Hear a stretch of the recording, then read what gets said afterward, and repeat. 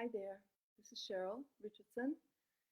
It's me here for our weekly Facebook Live. It's um, it's a beautiful sunset here in Massachusetts after a whole lot of rain earlier today. Nothing like what the people in North and South Carolina have received, but boy, we had a lot of rain here today. There was flooding but again, nothing like those of you down south. And I hope that you're safe and that you're okay. I know there's a lot of cleanup that has to go on. I've spoken to some friends down in that area who say it's just a mess. So anyway, I send blessings and lots of good good love, lots of healing love to you, those of you that are there. Welcome, everybody. Let me say hi to a few people. Hi, Terry. I'm glad you're here. And Sitara, welcome. And Sheila and Teresa. Hi, Sarah. Julie from Hudson Valley, New York. Yes, beautiful Hudson Valley. Sheila, welcome. And Melody, welcome from LA. Glad that you're here. So yeah, you can feel free to post and just tell me where you're from. Let's see, Zuzana. Hi there. I don't know if I'm saying that right. I hope I am. And Eva Karen from Sweden, welcome to you. Sue from New Zealand. And hi, Donna. I'm glad you're here too. That was a sweet message I got from you. Yeah, prayers for those affected by the hurricane for sure. I mean, I feel like we need prayers for a lot of people all over the place, right? Hi, Diane from Seattle. And Asina from from the future in New Zealand. Yes, the future.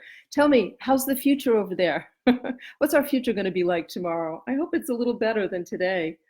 Yeah, life is good today, she says, and it's spreading. Awesome. Annette from Australia, welcome. With a drought there, wouldn't it be wonderful if we could send rain where we need it and dry weather where we need it? Hi, James. I'm glad you're here. Yeah, you're online with me at the same time. It's good to see you too. Oh gosh, I'm so sorry. James says that he had to put his cat to sleep on Friday. So I'm glad to see you online. Yeah. Oh, sweetheart, I'm so sorry. I wish there was, I always say this, I wish there was something I could say to just take the pain away. And there isn't. And when we lose a being that we love, whether it's a human being or a furry being, it's just heartbreaking. And I'm going to put you in my prayer book. Let me get it out here. My red book, my prayer book. And James, you're going in there. And I'll be thinking about you. There's a wonderful book that I'm reading. It's something, The Edge of Sorrow. I'll post it here, James, afterwards. It is a fantastic book on grief and loss. It's like the dark edge of sorrow, something like that. As a matter of fact, Terry, if you could look it up for me. I know it has Edge of Sorrow in it, and then post it in the comments and I'll mention it. That would be terrific. Hi, Pia from San Diego. Welcome to you, and welcome Janice from Louisiana, Patty from Toronto, and Deborah from Michigan, Denise from Australia. Lots of people in Australia. I wish you guys lived closer, you gals. I would just hop on a plane and come see you. It's just such a long way. Hi, Lynn from Florida, and Carol from California, and Sarah from Alberta, Canada. Yeah, I see the hearts. Listen, I would love to go to Australia. I mean, I've been there a couple of times now, and you people are some of the loveliest people. And I just wish it wasn't so far. But you never know. You just never know. I always say never, right? All right. Hi, everybody. Thank you so much. Yeah, people are doing wonderful work, Julie, in terms of the animals as well in the hurricane. It is heartbreaking. And there's so many people that are doing good work and are supporting shelters and saving animals. So hard to make sense out of it, isn't it? There is no sense to be made out of the pain in the world. The only thing I can say, I was thinking this, James, when I saw your post about having to put your cat to sleep. The only thing I can think is that, the only thing I tell myself is that grief and loss makes us stronger and more open-hearted and vulnerable. And that's a good thing. And it teaches us to be resilient. You know, how do we keep our hearts open and be vulnerable while at the same time protecting ourselves and getting through life? That's the challenge, right? So the way we learn anything is by going through it. And yeah, that's what we're all challenged with at different times in our life. So yeah, welcome everybody. I'm glad you're here. I want to talk about, this Facebook Live is going to be about 30 minutes because I'm going to have dinner with one of my nephews who just started college, and I'm so excited that he's going to UNH, the University of New Hampshire, which is only 30 minutes from me. So I get to spend more time with him than I did when he was at home. So Michael and I are going to go have dinner with him. But I wanted to talk about, I found out earlier today that somebody who was a really important teacher in my life passed away this past week. And his name was Robert Johnson. Some of you might be familiar with him. He wrote the book He and She, as well as others. He also co-wrote a book with Jerry Ruhl that is one of my all-time favorite books. And I don't say that a lot. I mean, I love books and I've read a lot of books, and this is a book I've read multiple times. And if you were to look at it, you'd see, you know, underlines everywhere and pages turned down. And it's called Balancing Heaven and Earth, Robert A. Johnson and Jerry Ruhl, Jerry M. Ruhl. It's a beautifully written book that Jerry wrote with Robert. And Robert passed away, I think it was last Wednesday, at the age of 97. He lived a very full life. Was a very wise man, and he, I learned a lot about, you know, he was a Jungian analyst and a big believer in what he called the slender threads that lead us through life.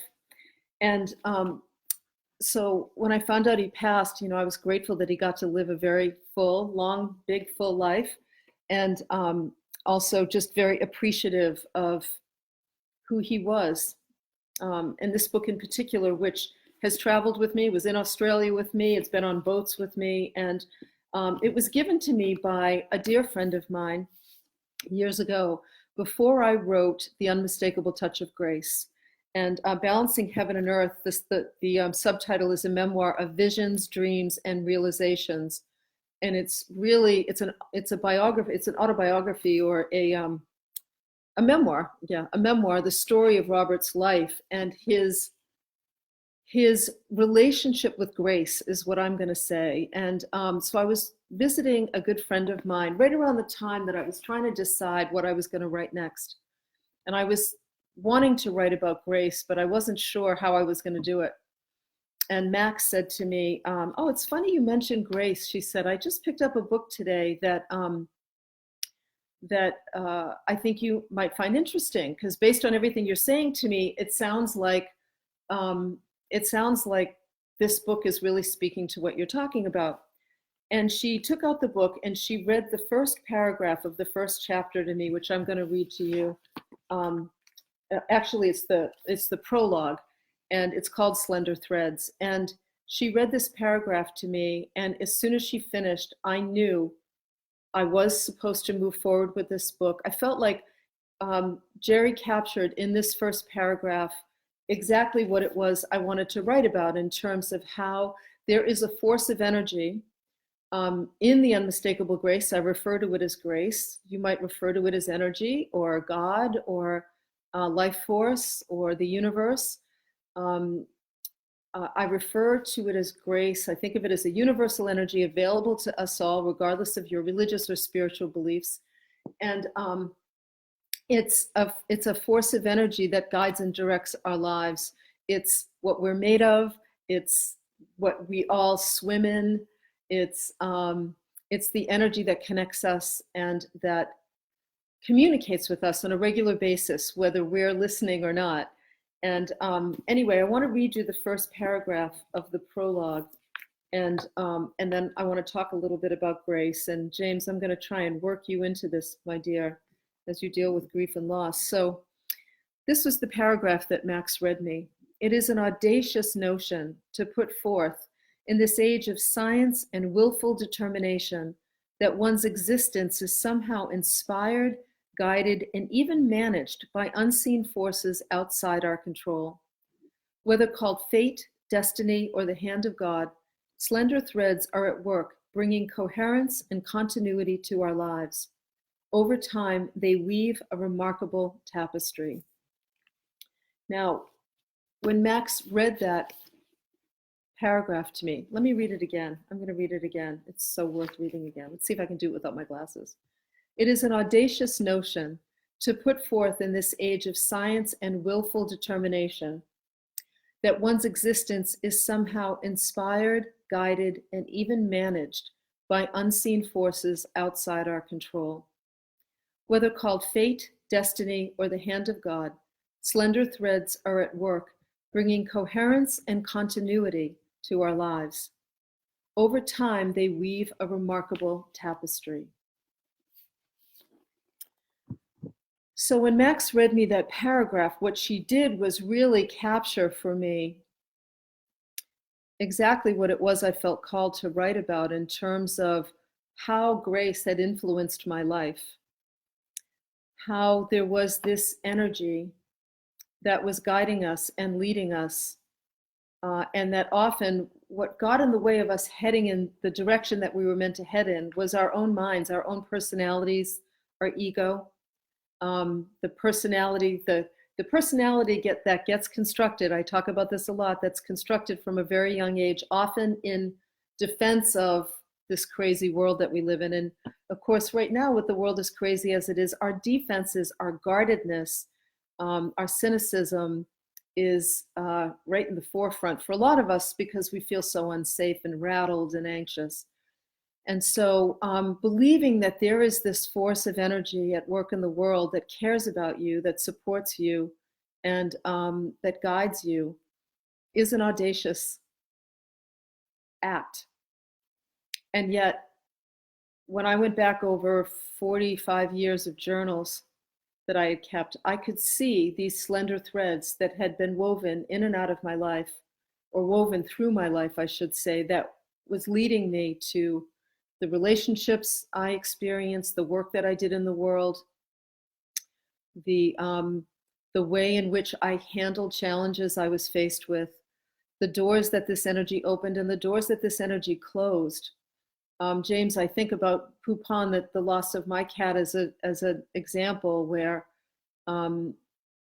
as horrible as it was to lose him, and it's still horrible, the last 10 months of the grieving period has also, what I've really seen is that the closing of that door of our physical relationship was the opening of another door, which was not only a stronger energetic connection to him, a spiritual connection to him, but an opportunity for me to grow and evolve and sort of look at that relationship and what he had come here to teach me. And, that's what grace does. That's what the slender threads do. If we can be open, especially during challenging times when we're scared, when we're, can you hear the birds? There's one little yellow finch that's just sitting on top of the feeder singing. I hope you can hear her. Yeah, it's a her. When we're really faced with loss, when we're faced with challenges, when we're faced with being at a crossroads or not sure of what's next, one of the hardest things to do is to just relax into it, to let go of control and allow ourselves to be led. Because naturally what happens is the ego kicks in and says, I've got to jump in and do something here. I've got to take charge. I've got to make things happen. I've got to figure this out. I have to stay safe. I have to know what's going on so that I feel safe. But there's a certain cultivation of openness that we need to engage with that allows us to see the slender threads that are operating in our lives. That's what the unmistakable touch of grace was. I went back and I looked at my life through the lens of grace, and I could see why things happened the way they did. It's the same thing with the last book that I wrote, Waking Up in Winter, which was a memoir.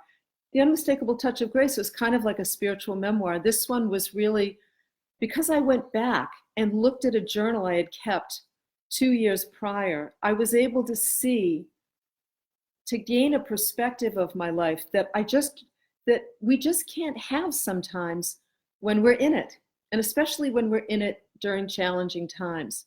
I always say, if we could rise above our life and look down on ourselves right now in this moment and seeing what's going on, if we could rise above and see both behind us and ahead of us, we would understand exactly why what's happening right now is happening, but we can't.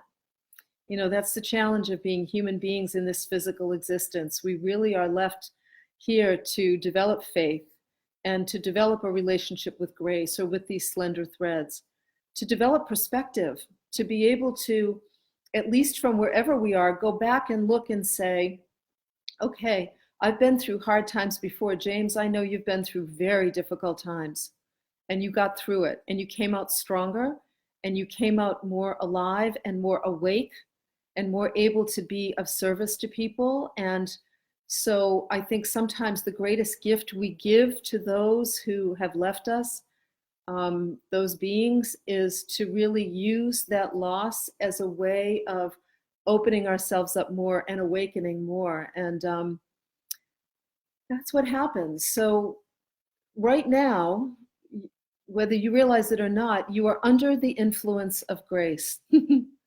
How's that for a phrase? Under the influence of grace. Now that's a drug you ought to be under the influence of. Under the influence of grace.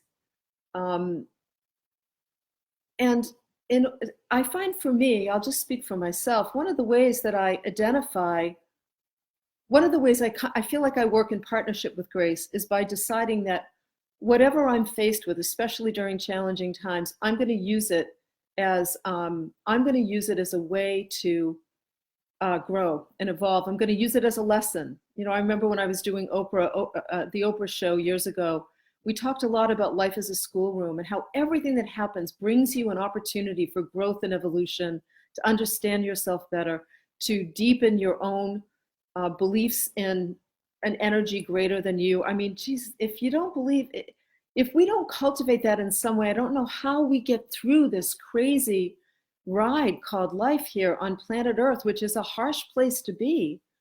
And I'm still, my own belief in grace, in energy, in the divine, in God, is always growing and evolving. It's been growing and evolving my whole life. So stopping where you are right now and noticing whatever challenge you might be faced with, and simply saying out loud, I am open and receptive to the power of grace in my life right now. And I want to see clear examples of how this energy is operating in my life. I think that's really important. I've done that for a long time. I have said to God, to life, to the universe, it's hard being here, and I want evidence that you're working with me, that there's this power working with me. And so claiming that you're open to the influence of this energy, and then asking specifically for signs. Whether you believe or not, you could think I am full of BS. That you might be flipping onto Facebook Live right now thinking, who is this woman talking about grace or divine energy, or the fact that our lives might be led by slender threads? Like, are you kidding me? My life sucks right now. I don't see any evidence of that. I totally get it, because I've been there and I will be there again. But the reality is, we don't have to work hard to earn a grace-influenced life. We don't have to be deserving. We don't have to be worthy enough. It's your birthright. It exists all around us. And when we can relax into this energy that we are all made of and that exists all around us, then we can start to flow with it. Thank you, Terry. Yes, the book, yes, The Wild Edge of Sorrow. James, is the book I want you to order. Rituals of Renewal and The Sacred Work of Grief. I would recommend that book to everybody. It's beautifully written. This guy knows what he's talking about.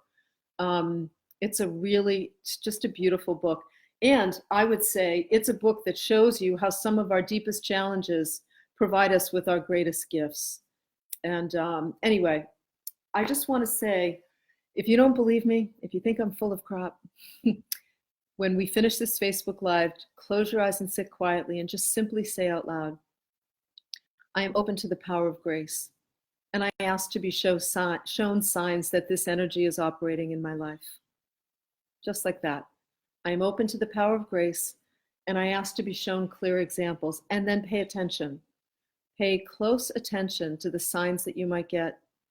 The email that comes in that tells you something you need to know, the phone call that you receive from somebody who wants to talk about something that's been on your mind, the gut instinct you get when you're, I don't know, going for a walk in your neighborhood and something inside tells you, oh, I need to do, this is the next step for me. Like, just trust whether you're feeling it, hearing it, seeing it, thinking that you're imagining it, whatever it might be, just trust the sign and act on it. And then that's how we build our faith, really. That's how we build our faith. That's how we build, let me say it this way, that's how we build a relationship with this energy, this divine energy that is a part of all of us. We build an ongoing relationship with that energy by engaging it and by noticing when it's around and by noticing when it gives us signs. All right, let me look at some of your posts here. If you have any comments, I would be happy, any questions, I would be happy to do my best to provide you with some coaching, if I may, before I finish up. Jasmine says, oh yes, Robert Johnson, I read 3 of his books when I was a teenager. Yeah, well, Jasmine, read them again now. You'd be surprised at how it might speak to you in a whole new way. I know it has for me. Let's see. Hi, everybody. Thanks so much for being here with me. I really appreciate it. Yes, James, I'm sending you lots of love. That's where I was today. I was going and going and going, James says. Then today I just sat down and decided to just sit and feel good. After a few tears, I picked up my phone and it said, Cheryl Richardson is online. Yeah, there's grace for you. And that's what we need to do. We need to be willing to feel the pain. That's the only way you deal with grief, is you've got to feel the pain. And I always say this, the beings that we love and lose are worthy of our grief. Coupon is worthy of my grief. My dad is worthy of my grief. And in grieving, we connect ourselves with their energy in a more powerful way, I believe. Let's see. Yeah. Great, Corey. I'm glad to see your coaching work is centered on helping people to learn how to do this for themselves. Thank you, Janice. I'm glad you liked Waking Up in Winter. I appreciate that. Thanks, Leanne. I appreciate you, sweetheart. So let's see. Sally says, I did this after reading your book and had really spooky things happen. I hope those are good spooky things. They usually are. Yes, the book is The Unmistakable Touch of Grace. I think it was my 4th book. You can find it on Amazon, The Unmistakable Touch of Grace. And I will, that and also Balancing Heaven and Earth, which is the book I was talking about when we started, by Jerry Ruhl and Robert Johnson. I'll post these in the post when we're done. Hey, Jerry, good to see you too.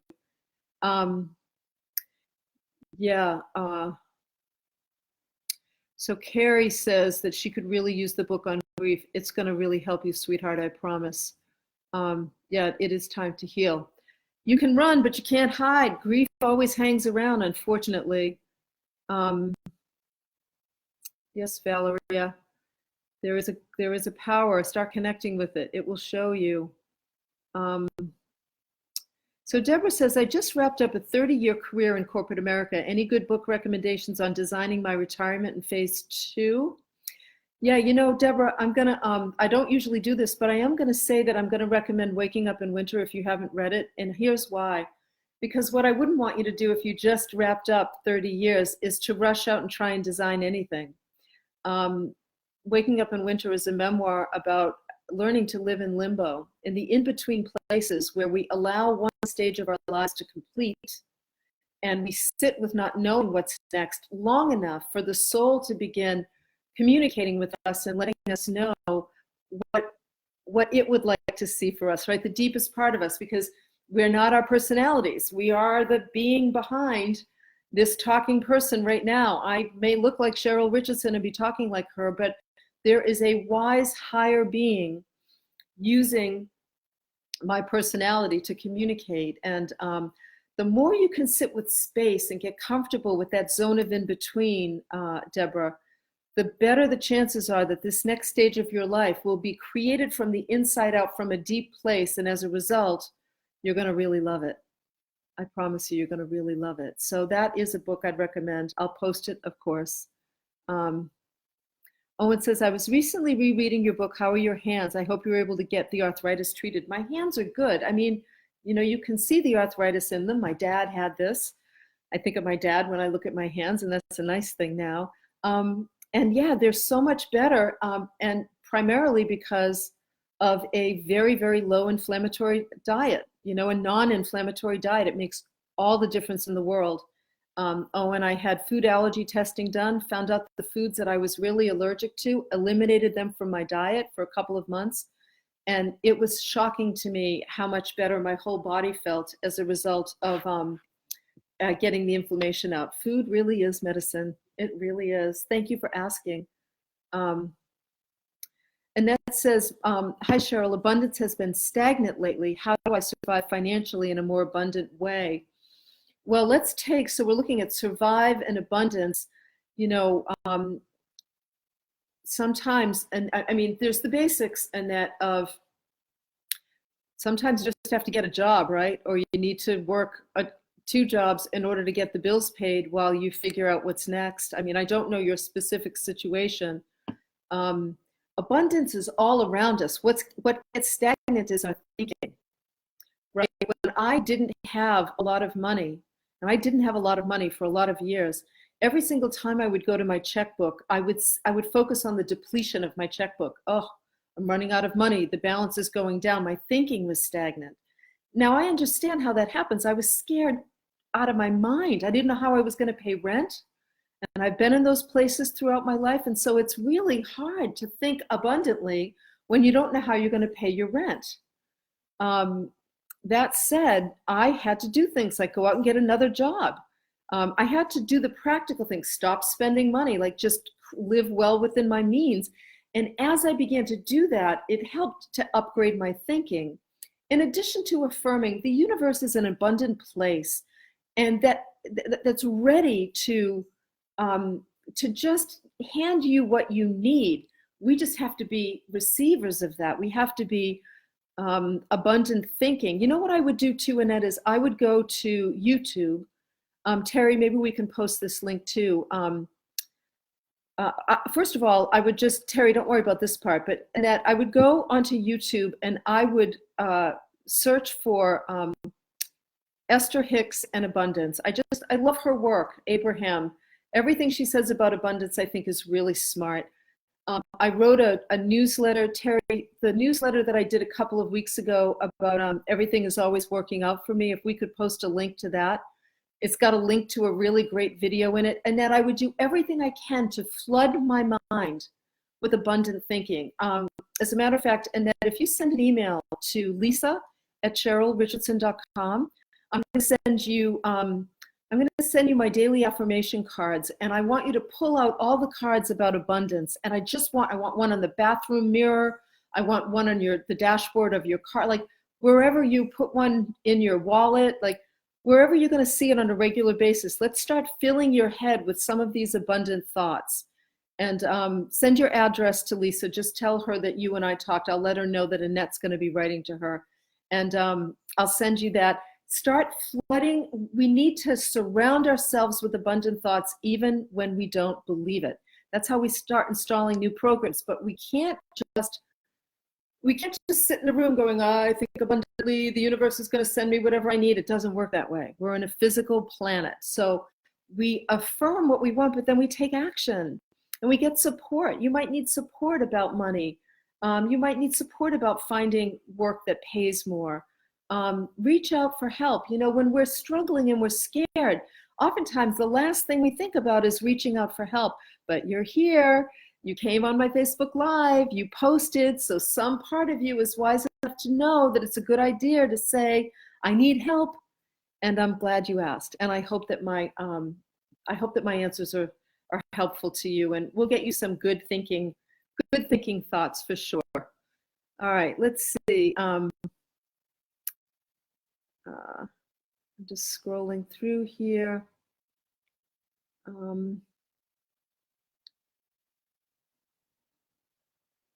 Yes, yes. You guys are so great. Yes. Oh, and I was upset in the book. I'm not upset anymore. I was scared in the book about my hands. He's saying, oh, Sheila, I hope you like the book. You can, how can I write my feelings about the book? I would appreciate it if you loved the book. If you want to leave a review on Amazon, that would be wonderful. I'd appreciate that because they really do matter.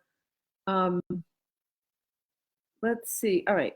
Yeah, I'm a money magnet. That's a really good affirmation to be saying over and over and over again. All right, I'm trying to look at your questions. Okay, and I see the time. I've got to get going anyway. All right, so Grace, it's here right now. It wants to support you. It's working in your life, whether you see it or not. So remember, when we finish this Facebook Live, I want you to just sit. I'm going to do the same thing. Close my eyes. I'm open to the power of grace.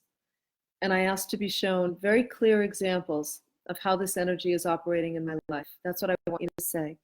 Because we need evidence. And we don't need, vague evidence. We need specific evidence. And the energy of grace is powerful enough to give you just that. And it will.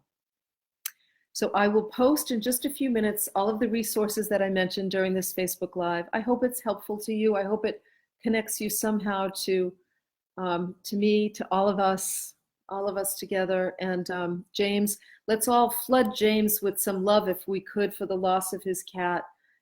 Yeah, let's just send him a bunch of hearts. I don't think I can do that, James. Can I? Let's see if I can do that. No, I can only post a comment, but yeah, let's flood him with some hearts. Send him lots of love, and I send all of you lots of love. Thank you for being here with me. I'll look forward to the next one. And God bless Robert Johnson too. I just want to say that God bless his soul. May he go on to a better life. He had a pretty good one here, and may he have an even better one beyond here. All right, everybody. Thank you. Have a great week. Bye.